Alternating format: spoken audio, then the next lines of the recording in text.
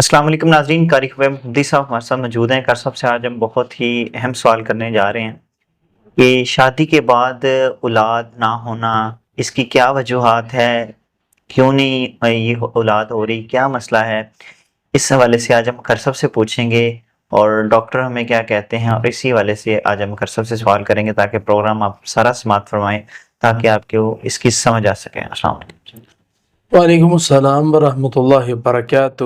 ان الحمد للہ وحدہ والصلاۃ والسلام علی من لا نبی بعد، اما بعد فاعوذ باللہ من الشیطان الرجیم، بسم اللہ الرحمن الرحیم۔ اب سب اولاد نہ ہونے کی وجہ صرف عورت ہی نہیں ہوتی، جہاں ہم عورت کا معائنہ کرواتے ہیں وہاں مرد کا بھی ہونا چاہیے، کیونکہ بر وقت طبی تشخیص ہو جانا اور اس کا اچھا علاج ہو جانا یہ بہت بہتر ہو جاتا ہے۔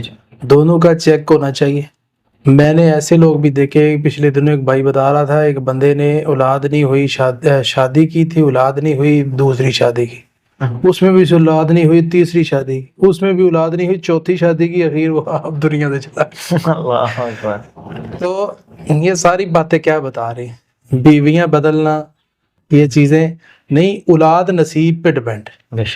جیسے رزق نصیب پہ ہے نا، کہ رزق اللہ تعالیٰ جس کو چاہے جتنا چاہے ادا کر دیتا ہے۔ تو اس کے لیے یہ نہیں بندہ گورا ہو، کالا ہو، گجر ہو، رائی ہو، جٹ ہو، اسی طرح اولاد کا سلسلہ ویسے کچھ چیزیں ایسی ہوتی ہیں جو اللہ سے کوئی نہیں جانتا، کل کیا ہونا ہے، بچہ ہونا، بچی ہونی، اور اس سے بارش کب ہوگی، ٹھیک ہے، یہ ساری جو چیزیں ہوتی ہیں یہ غیب کا علم، اور یہ کس نے بارش دینی ہے، یہ اللہ تعالیٰ نے۔ اور یہ بھی بات ذہن میں رکھے، اللہ تعالیٰ نے دو الہ نہیں بنائے، دو رب نہیں بنائے، رب ایک ہی ہے۔ اور اگر دو تھے، ایک نے کہنا تھا کہ ویس کو بیٹا ہونا چاہیے، دوسرے نے کہنا نہیں یہ ہونا، تو یہ ساری سلسلے ہیں جو اللہ کے ہاتھ میں، تو اللہ تعالیٰ سے معافی مانگنی چاہیے، بس مختصر یہ ہے کہ ہر وقت معافی مانگتے رہنا چاہیے۔